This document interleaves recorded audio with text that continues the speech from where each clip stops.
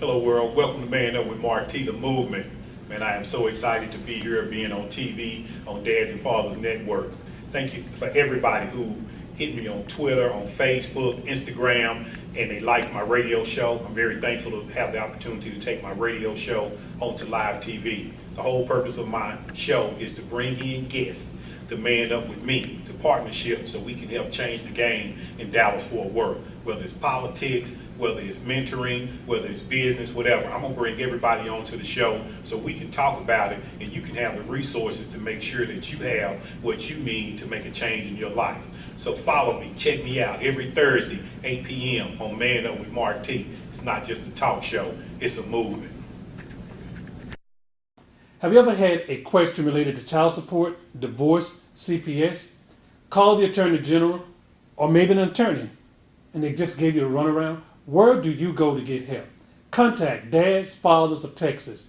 Yes, they are child support specialists.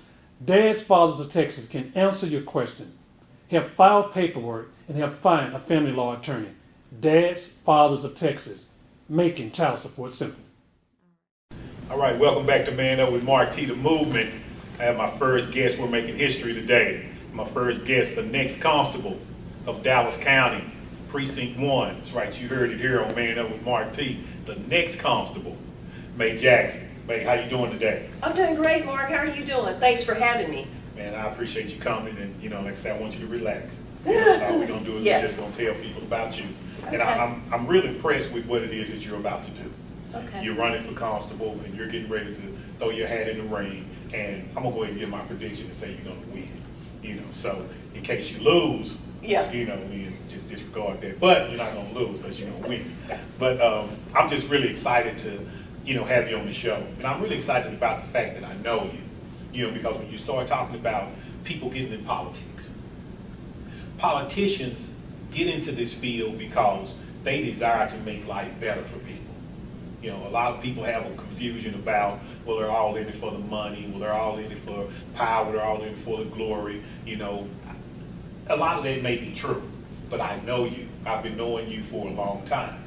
So let's talk about you and who you are, and we're gonna just kind of walk our viewing audience up to who you are and what it is that you're doing now. So tell us where you're from. I'm from Lovington, New Mexico, born and raised. I have 4 brothers, and I'm the only girl. So my brothers, they were very, very protective of me. I was trying to find that I word. knew that was the word that was coming. Yes, You were the protective. youngest? I was the youngest. Okay, you were a little sister, yeah. Okay. Yes. Okay. So, being born and raised there in the country, it was the country. I finished high school, Lovington, New Mexico. Not Lovington, New Mexico. Lovington High School. Okay. Yes. And then went to college, New Mexico Junior College, then to Austin Community College. After Austin Community College, this is when I got to Dallas. Yeah. So Dallas was a whole new animal for me. Okay, because it was different. I guess Lovington, New Mexico, like you just said, it was the country, and now Yes. you're coming to the big city, the great state of Texas and the big city of Dallas. Yes, big city. What year was this? 1980. Okay. Well, Dallas was the place to be in the 80s. I think the sitcom Dallas had just hit the networks, and it just put us on the map, as far as the Yes. living in Dallas, which was not actually true, but you went to college and then you ended up in Dallas. And what did you do when you came here after you finished JUCO? What was your aspirations when you came to Dallas? I modeled a little bit. I modeled a little bit in Austin, so I brought that with me here. But modeling was not paying. I needed a real job. So I found a job as a dispatcher in Cockrell Hill, Texas. Okay, and where is Cockrell Hill, Texas? Oh, wow. Cockrell Hill is probably right in the center of Dallas, in Oak Cliff. Yes. It's just that little patch between Jefferson Street and Davis or something like that. Gilpin or Clarendon. It's just a square. Yeah. And let me go ahead and confess. Because you appeared on the front of the Elite News, either last edition or the edition before then, and so I read your story. Okay. So I kind of cheated. Okay. So I know a little bit about you. But Okay. when you were growing up, because you're about what, 5'11", 5'10"? 5'9". 5'9", okay, I'm sorry, Yes. you got your heels on. Yeah, got the So heels I guess on. you were looking to be a model at Yes. one time. So Yes. that was your goal, that was your aspirations, to be a model. Right. And then life just kind of changed, because I know modeling is hard. Not that I've ever been a model or anything, but, Yes. just seeing, Yes. reality shows and stuff like that. It's a hard thing to break into. So all of a sudden you became a dispatcher, and did that change your goal for being a model, or did your interest change when you became a dispatcher? I think my goals changed because being a dispatcher and you're watching the police officers you're around, it's like, maybe I might consider that. So my chief came to me and he said, hey, you want to go to the academy? It's like, yeah. I mean, at 20 years old, you don't really know what you want to do. Right. But back again, I needed the job. Okay. So did you go to the police academy, or what happened with I that? went to the sheriff's academy. Okay. So you went through the sheriff's academy. Yes. And, and of course, we've known each other from being involved in the sheriff's department. Yes. So I know how hard it is, to go through that sheriff's academy. Yes. And what I learned like the first day, when they introduce it to you, they tell you that police work is police science. So it's a science to police work. It's not just getting out the car, pulling your gun. Right. It's steps that go along with every aspect Yes. about it, but along with learning about police work. You also got to learn how to shoot the gun. You also got to be in good physical health. Yes. You also got to run 5 miles before you complete it. You got to take several tests. So, I mean, it's a challenge. Yes. And you weren't, were you ready for the challenge, or did it take you by surprise? Took me by surprise, but I got in the groove real quick. Oh, yeah. Yeah, because if you don't pass your test, then they kick you out to Out of they the kick you out of academy. the academy. So it's Yes. kind of like being in the playoffs. Yes. It's either win or go home. That's it. You don't get a second chance at it. And you really see, when I see female police officers, I have a great deal of respect for them, because I know what it is that they have to do. I know the challenge that goes along with not only being good in the classroom, but also going out and having to do push-ups, having to do sit-ups, having to run, having to learn how to wrestle, having to learn how to keep your weapon, having to learn how to take a weapon from somebody. So when I first started seeing you, I looked at you and I said, well, she don't fit the typical type, of the police officer, because Right. you expect them to be the kind of rugged softball playing, Right. but then I saw you and I was like, she don't fit the type of, police. But then when I understood after I went through the academy, you gotta earn it. There you go. Don't nobody give you the badge and the gun, you gotta earn it. Yes. So you went through the police academy, you graduated, and then where were you assigned after that? I went back to Cockrell Hill Police Department for 6 months. Okay. So Cockrell Hill was not paying any money. So I moved over to the sheriff's department. Okay, so where does Cockrell Hill, where do they patrol? Where is their beat? Just in that little area? Just in that little area. Okay. So they're not one of the largest police municipalities. Oh, They're no. they're just one of the small groups. Because I had somebody that went through Cockrell Hill the other day, and I started laughing because I was like, man, I hadn't heard anybody say Cockrell Hill Police Department in so long. Right. But they are a small little city within the big city of Dallas. Yes. But they are a full-fledged police agency, law Yes. enforcement agency. Yes. Okay, so then you end up with the sheriff's department. Right. And how was your career then? Where did you go from Cockrell Hill to the sheriff's department? At the sheriff's department, I worked in detentions. Now, in detentions, that's a whole different classification there. In detentions, you meet people of all sorts. So this is kind of where I learned how to deal with people, was working in that jail. And one thing about detentions that very few people realize is the threat is much greater, I would say, because they're already in custody. It's a lot different when you can drive up to somebody and say, stop what you're doing, or you're going to jail. And the threat of them going to jail is greater than when you go to somebody that's already in jail and you telling them, all right, you stop, and they are already in jail. Right. And the tension that's in the jail is just every day the same. It's not a break. You know, and then here you are, you're a female, and you're going into where, I mean, it may be, the ratio of men and women is probably, you know, like 15-1. Right. A lot more men in jail than there are women in jail. Yes. You know, so you're dealing with the male population of these people that are committed anything from petty theft to murder, capital murder. Right. You know, so how was that experience for you going into, you know, into the detention facilities? You have to learn how to gain respect. Mm. So that's what I've done. You know, I mean, even though these people are in jail, you can't just treat them like animals. Right. Yeah, right. you have to treat them with respect, and then they're gonna respect you. Right. And that's important. Right. You know, because I think that you can have a tendency to feel like, you know, because they're incarcerated, that you're supposed to treat them a particular way, or you're supposed to feel a particular way about them, when you have to be just open-minded enough to do your job, but at Right. the same time, help them, because there are certain things that you do in the jail every day. Right. You know, I mean, every day, I mean, the nurse comes around. Right. You know, you gotta feed them. Yes. You know, you gotta pass out hygiene. Right. You know, you gotta go in there and tell them to clean up the cell. I mean, Yeah. the same thing happens, you know, all the time. Yes. And if they don't respect you, then you're gonna have a long shift. Oh, yes. You know, so yeah, Yes. I understand what you mean when you say you have to gain your respect, but it's how you gain your respect. Because it's not going in and forcing somebody or threatening somebody, because what you gonna threaten them with? You know, you gonna. Nothing. Yeah, you know, because they're already in jail. Yeah. You can't give them more time. No. So you have to use the mental aspect Right. of getting your respect. Yes. You know, okay, Yes. okay.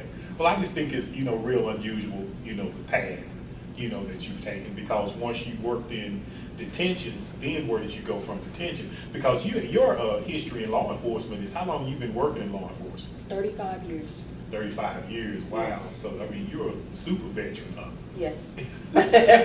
Yes. So after you left detentions, then where did you go? Where did you go? Bailiff section. Okay. All right, so now you're working in the bailiff section where all of a sudden you're in court, Yeah, in the court. you know, okay. And that's where I started learning the court system. And the thing about the court system that I realized was, that's like the day of reckoning. I mean, that's when you find out your punishment. That's when you find out if you're going home or not. Right. It's either guilty, not guilty, or you getting time. Right. You know, and then you all of a sudden, you're faced with somebody that you're bringing from a holdover into a courtroom setting. You're Yes. also dealing with their families, Right. you know, and you're dealing with their families, the families of the victims and the family of the defendant. True. So your range goes from dealing with the public, to dealing with the court staff, to dealing with the judges, to dealing with everybody. You know, Yes. so what did you learn from that experience? Oh, wow. Probably that came over from detentions, dealing with people. Mhm. That was another realm to learn about people. Mhm. What about the family members? You know, the family members of the defendant, because I know how they cry, and Yeah. and you have to go and say, you know, ma'am, you're gonna have to calm down, Or and you gotta leave. leave. You know, yeah. Yeah. How was that? I mean, because you don't seem like you're the insensitive type, you know, where you just kicking people out of the court. But I know Well- you had to keep peace in the courtroom. I did have to keep peace in the court. And I would have to walk over every now and then and say, ma'am or sir, if you don't hold it down, you will have to leave the courtroom. Mhm, mhm. So it's just your It's- job, huh? That's just my job. Yeah, Yes. Yeah. Yeah. Okay, all right. Well, we're here with Mae Jackson, the next constable of Dallas County, Precinct 1, and we're gonna come back. We're gonna take a break right now, and then we're gonna come back and we're gonna finish up her story, and then we're gonna get into a little deeper part of what she expects to do as the next constable of Dallas County. Remember, you're looking at Man Up with Mark T, the movement. We'll be back.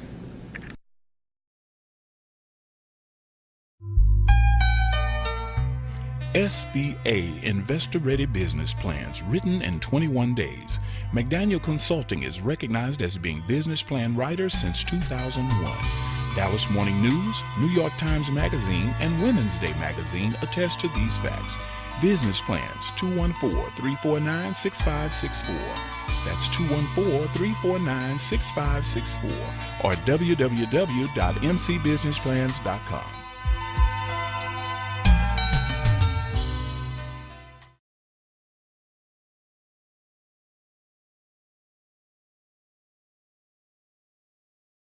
Welcome back to Man Up with Mark T, Dads and Fathers TV. Remember, Man Up is not just a show, it's a movement. We're getting together with political figures, people in the community that are doing things that are making changes. And one of my guests today is May Jackson. She's running for Constable Precinct 4. But I like to announce her as, Precinct 1. Precinct 1. I got to get that right, but because I'm excited, y'all. So, it's our first show. We're making history. So we're very excited to have May on the show because she's going to be making history. Like I said earlier, she's going to be the next constable of Precinct 1. So make sure that you follow her, understand her views and what it is that she's doing. That's why I wanted her to come on the show. She's a personal friend of mine. She just appeared on the front of the Elite News, and they told her life story. As I read the story, I really realized that I knew her, but I really didn't know her. So having the opportunity to get her onto the show and talk a little bit more in depth about who she is was a great opportunity for me. So May, I appreciate you coming onto the show, and getting an opportunity to tell your story and who you are, because the whole purpose of my show is to have our guests come on so their story is to inspire, inform, and uplift. And you're getting ready to run for constable. Right. Running for constable it's a law enforcement position, and it's one of the highest ranking law enforcement positions in Dallas County, right along with the sheriff and right along with the DA. And it's a male-dominated society. Right. So here it is with you being a female and you coming from a law enforcement background, being in law enforcement for, like you said earlier, 35 years. What is it that you've learned from being in detention, as we talked earlier, being in the courtroom, and then you went from the courtroom, where did you work after the courtroom? Went to the district attorney's office. Okay. Now, I was there for 26 years. In the district attorney's office? In the district attorney's office. Okay, and what did you do in the district attorney's office? I was an investigator, worked all kind of cases, everything from DWIs, assaults, all the way up to death penalty cases. So when you talk about being a law enforcement officer, you not only know how to enforce the law, but you know how to investigate criminal activity. True. So it's not just you being a constable and you're just overseeing, because once you become constable, you're going to be in command of several other police officers in Dallas County. Okay, now let me stop you right there, because I was promoted to deputy chief investigator. So that means I was over like 75 investigators, 30 support staff members, and over numerous divisions. I can name a few of them for you. Okay, I'm listening. Specialized crime, organized crime, family violence, child abuse, public integrity. Wow. So the same thing that you would do as a constable, you've already had experience with dealing with these type of activities or these type of specialized sections and these type of different police officers that work in these sections. Right. Okay. So it's not going to be, you're not going to be in strange waters, in other words. No, the only difference that a constable does is that he enforces the civil law. Okay. But it's police work. Right, it's all police work. Okay. I mean, at the district attorney's office, we serve subpoenas. We get rid of attachments. Same thing, constable, they serve subpoenas. They do rid of attachments, plus a few extra things. Okay. So what do you think would be, your strong suit, as far as you becoming a constable? What is it that you want to bring to the office that you feel like, May Jackson, if I get this job, this is what I want to do? My experience, first of all, with 35 years of law enforcement experience, and from where I started from as a dispatcher all the way up to being a death penalty case investigator, plus my administrative skills, and basically it's teamwork. That's what I want to bring. I mean, because when you're talking about law enforcement, it's a credibility issue. Right. I mean, credibility is at the top of the list, and people got to be able to trust you. And when you walk around as the constable, you're representing the citizens of that district. So, Precinct 1, what what areas does that cover? Precinct 1 covers Lancaster, it covers Balch Springs, Seagoville, downtown Dallas, uptown Dallas, South Oak Cliff, all of South Dallas, Wilbur Hutchins, Ferris Combine, and this part they call the Woods in Cedar Hill. Now I want to say this, as being the constable, I stand for integrity, accountability, transparency, and honesty. If you don't have any of those, you don't even need to be the constable, basically. Right, I mean, because the things that you just named, this will either affect the city or it will infect the city. And if you're gonna affect the city, then you're gonna bring about a positive change. You're gonna say, people are gonna see you and say, she affected me.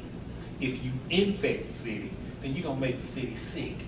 You know what I'm saying? You're gonna put a bad feeling, you're gonna just tear the city down.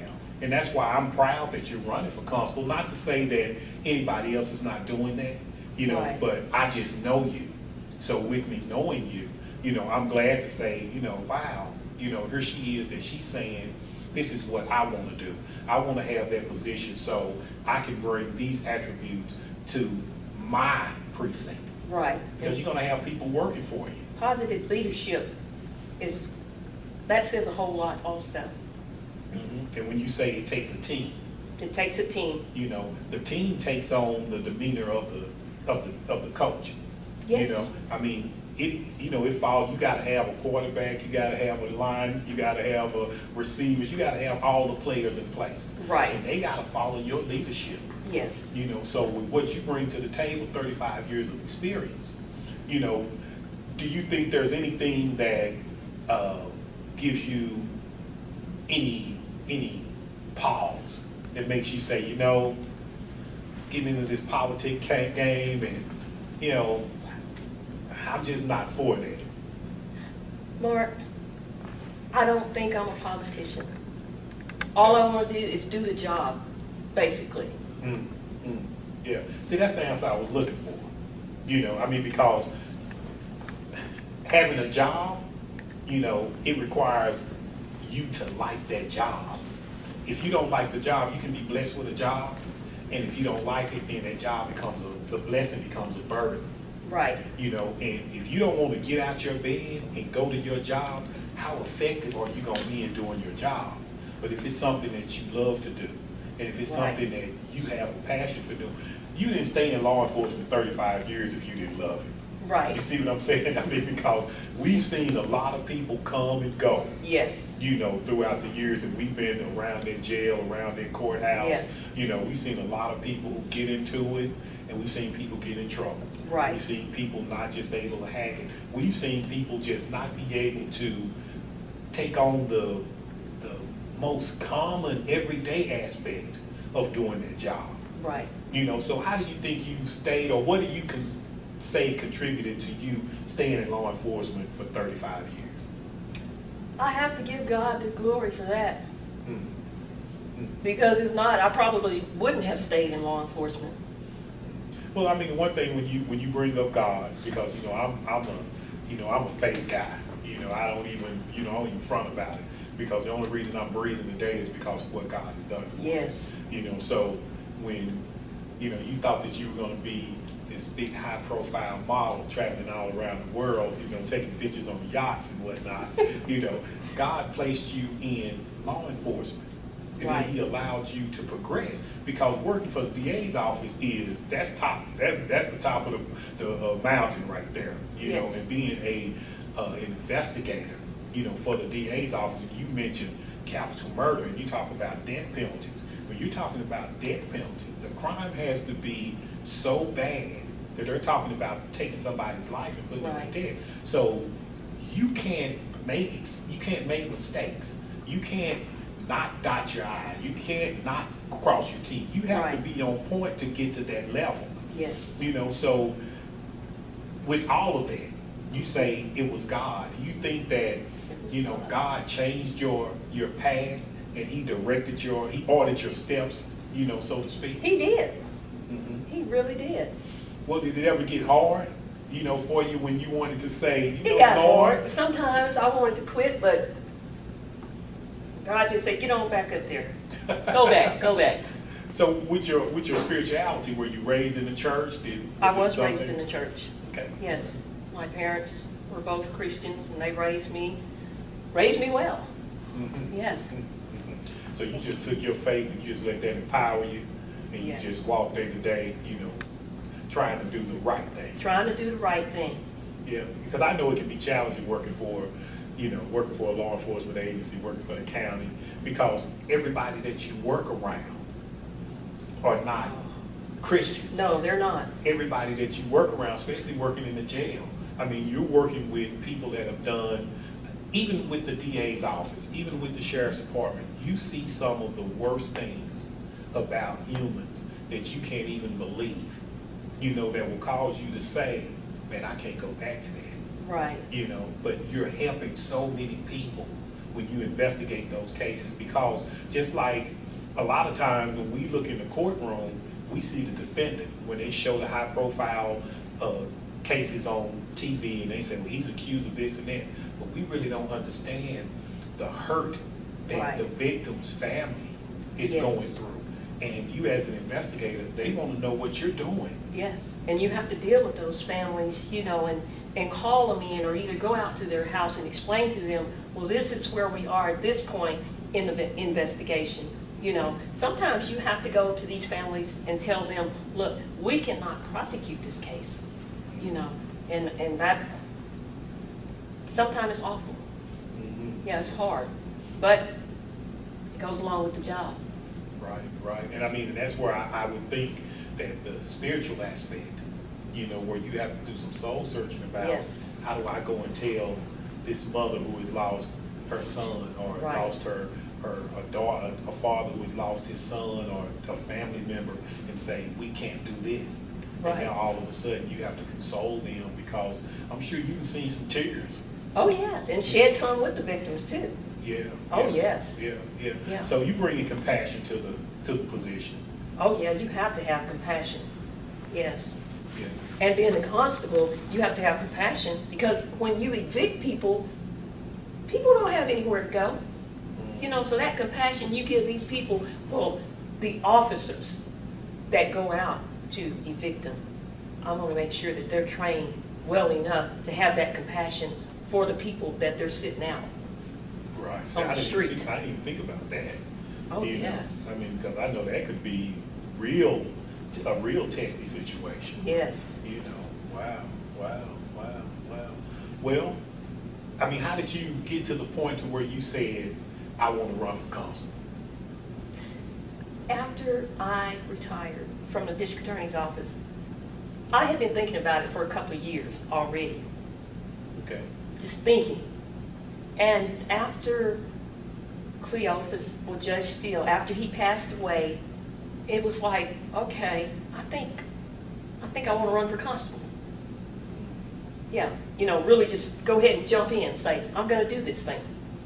Well, and what did your friends say? What did your family say? What did your peers, people close to you, when you said, hey, I'm ready to run for constable? What did they say?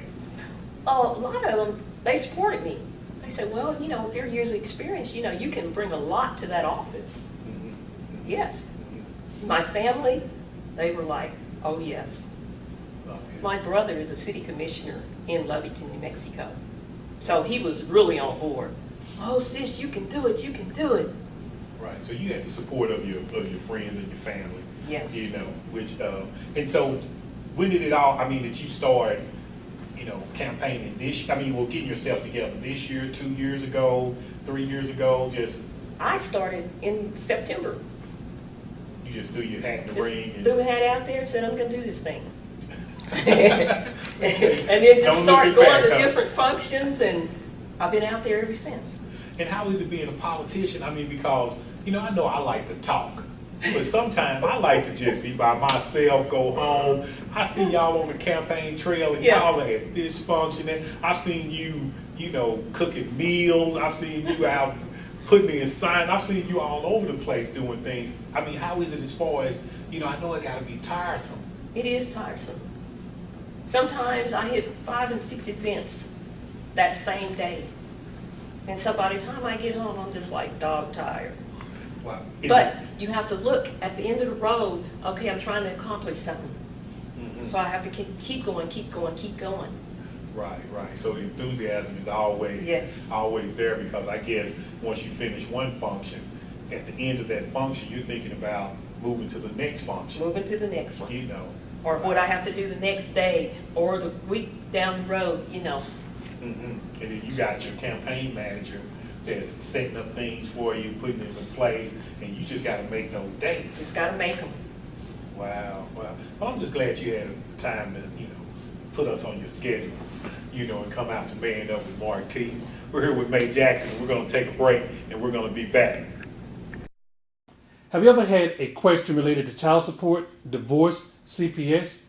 Call the Attorney General or maybe an attorney and they just gave you a runaround? Where do you go to get help? Contact Dads Fathers of Texas. Yes, they are child support specialists. Dads Fathers of Texas can answer your question, help file paperwork, and help find a family law attorney.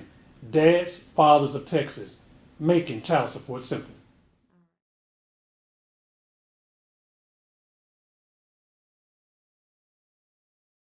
Welcome back to Man Up with Mark T.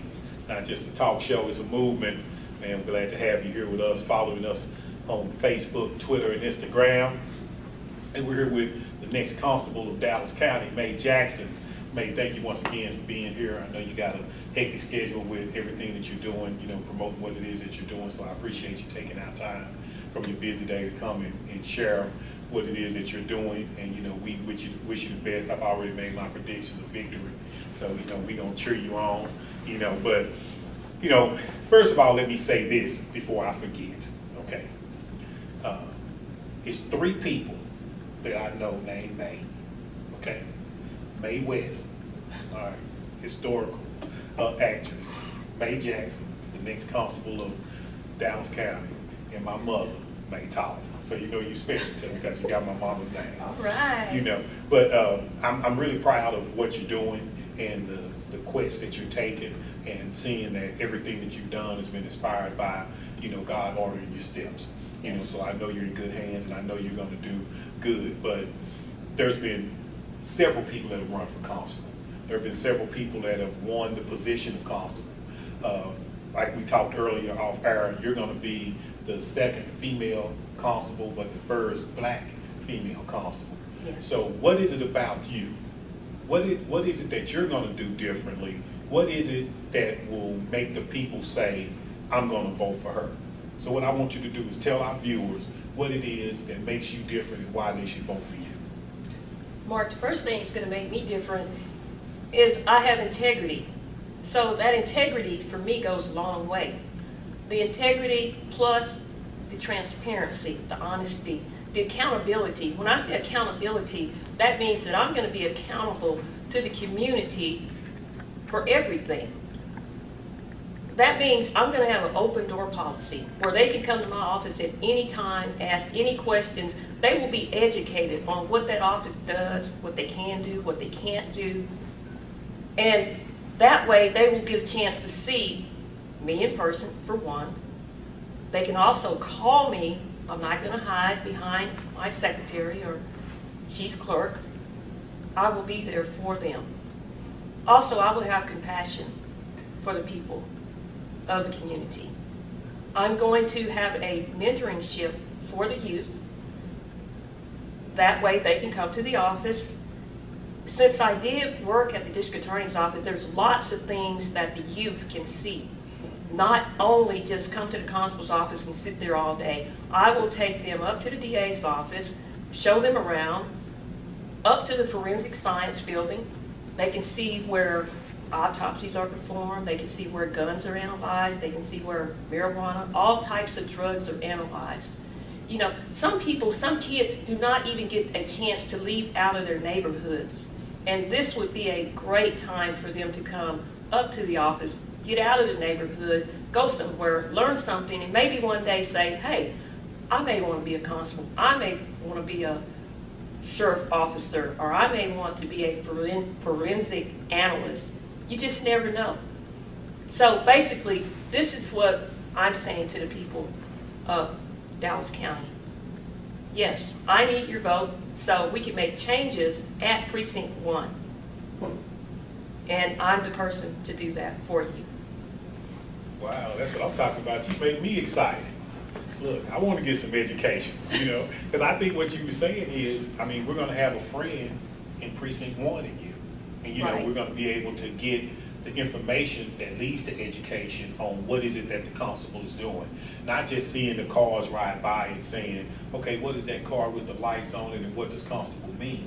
I mean, you're Right. going to give a first-hand, open door, you asked, I'll tell you type of experience with you being at the constable's office. Right. I also want to say something else, that I will have a website set up for, because some people can't get out. Elderly people, they can't get out. And the elderly people will also have like a little base where they can come, or either I can also go out to them and share different things with them. Because people want to know what's going on in their community. Say, for example, a sex offender. Would you want to know that, hey, there's a sex offender living next door to you? Right. See, this type of information, where it would be constantly flowing in, everything that's going on within that community, the people would know. If a murder took place down the street, they would know that. If a rapist is running loose, they would also know that. So see, it's the information when you educate people that helps the community run better. And also that team concept. To me, that team concept means togetherness. Everyone accomplishes more. So that means the constable's office, the community, we are a team. Right. Well, and that's why I wanted you to come on my show, because I want to team up with you, so that I can do everything that I can, to help you with your adventure.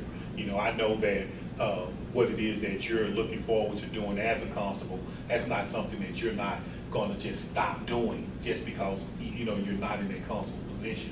Right. Because when you said, about integrity, honesty, transparency, I've seen that in you as long as I've known you. So it's not a question of whereas is May really going to do it, or has she done it before? One thing about in this day and age with the internet, people can look you up.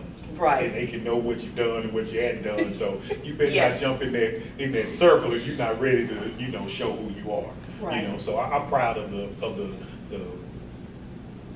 police officer that you become, the woman that you become, and just your whole your whole work history, has been quality. So that's why when I saw that you were running for a constable, I was like, man, I back her, I support her, I help her however I can. But when is early voting? When is voting? How does all that? Was all that take place? Early voting is February the 16th through the 26th. Also, January the 1st starts mail-in ballots. The primary date for voting is March the 1st. People, please get out and vote. Yeah. I mean, especially if we want to change. If you want to change. I mean, if we're just going to sit back and complain, and I know this is just that age-old adage of where people say, don't complain if you're not going to do something about it. But the powers that be are changing. A lot of the people that have been in power for a number of years, it's changing. Right. It's people our age. It's our time to get in there and experience the leadership. I mean, we've been under the tutelage of a lot of great people. Can't take anything from them. No. We've learned a lot from them, but now it's our time. Right. It's our time to not just say, oh, I'm going to vote. That's fine. But now you step into that position where you say, you know what? Let me be constable and I'll show you and work with me. Right. And my logo is change, accepting the challenge. So that's to the community, accepting the challenge of change. And is there a website or email address or Facebook page or somewhere they can contact you, look at you, see what you're doing? I do have a Facebook page. It's under May Jackson. Also, you can look up under May Jackson for Constable Precinct 1. There's 2 Facebook pages. Okay. And they show you out in the community, helping people, feeding the homeless and Yes. Running in the 10Ks and all that, whatever the politicians do. See, that's why I can't be no politician. I can't be running no 5Ks and 10Ks, marathons and all that. But I mean, like I say, just that challenge, just the fact that you said, this is what I want to do, it says a lot. Because a lot of people talk about it and never make that step to say, okay, at least I tried. Right. And you never know what you will accomplish if you can't try. That's it. You have to try. Yeah. And that's really a great showing of your faith. You know, I mean, because whenever you try something that's beyond your control, you know, you're asking God to enable you to do something that only He can give you. That's right. You know, and just having that faith where you say, you know what, I'm gonna trust God in this, and if He give it to me, I'm gonna give Him the glory. Right. If He don't, I'm still gonna give Him the glory because He gave me the confidence and the courage to say, I'm gonna try. That's it. You know, because taking that step to try is something. It's something that a lot of people don't do. Right. You know, and I like to say to people, just imagine what you would try if you knew you couldn't fail. Yes. You know, if you knew you were gonna win, you'd be like, okay, I'm gonna get out here, you know.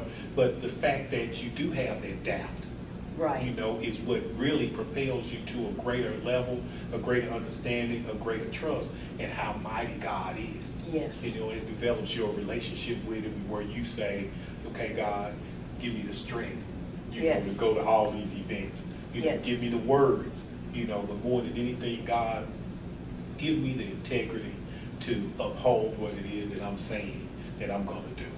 True. You know, so, I'll be praying for you, you know, and of course, I'll be following you and seeing what's going on with you, and hopefully you'll get a chance to come back, you know, right before you win, and then after you win, you know. I hope so. Oh, yeah, because, you know, once you get in, I ain't letting you out. Talk about retiring, I'm gonna say, no, Yeah. 4 more years. 4 more years. You know, But you know, this seat here, since Judge Steele passed away, it's only for 2 years. And in 2018, you have to run again. And then that puts it back on track for the 4 years that it really is supposed to be in. Yeah. but you can do that, right? I can do it. Okay, I'll just check. Yeah, I can do it. You know, okay. Well, you heard it, May Jackson. You know, she's telling you what she's gonna do, and I know her, so I'll co-sign for her and say if she says she's gonna do it, she's gonna get it done. You know, God has taken her on a tremendous voyage. Like I say, I read her story, you know, from coming from New Mexico, coming to the great state of Dallas, the great state of Texas, and the city of Dallas. We'll get that right. I'm getting excited talking about May. You know, but, you know, just enjoying her rise, you know, from dispatcher to, you know, one of the greatest investigators in the history of Dallas County, now making that move to becoming one of the greatest constables in Dallas County. So thank you for tuning in. Thank you for May being on my show. Thank you know, for having me. You know, it's the first one in 2015, going into 2016. So, Yes. hey, when we air in 2016, it'll be the first show of the year. We'll be excited and we'll be doing our thing. So thank you for being a part of this show, May. And thank you. We're going to take a break and we're going to come back for closing remarks. Walking into a fantastic clean office.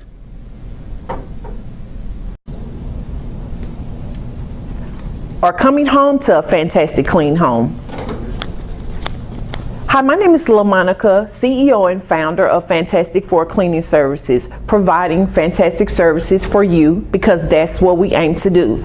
Give me a call at the office at 469-730-3054.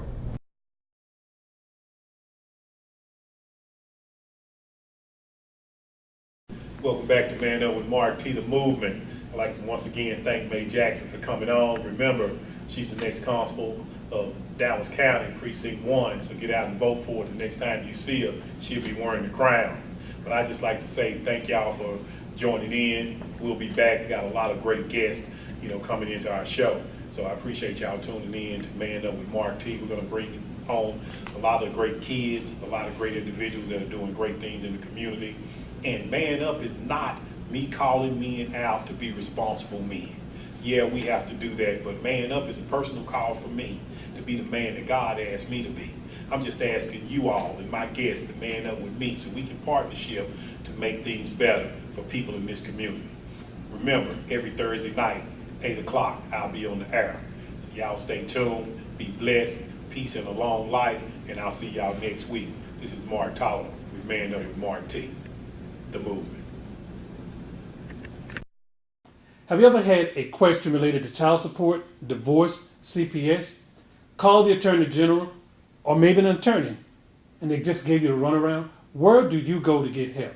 Contact Dads Fathers of Texas. Yes, they are child support specialists. Dads Fathers of Texas can answer your question, help file paperwork, and help find a family law attorney. Dads Fathers of Texas, making child support simple. If you've been into an automobile accident, I'm sure you're worried about medical bills, lost wages, and getting real compensation for your pain and suffering. But relax, I got you. I'm attorney Roderick White, and I've been fighting insurance companies since 2002. It's what I do, it's all I do. Never settle for less. Call us at 214 or 817, I got you. That's 214 or 817 446-8968.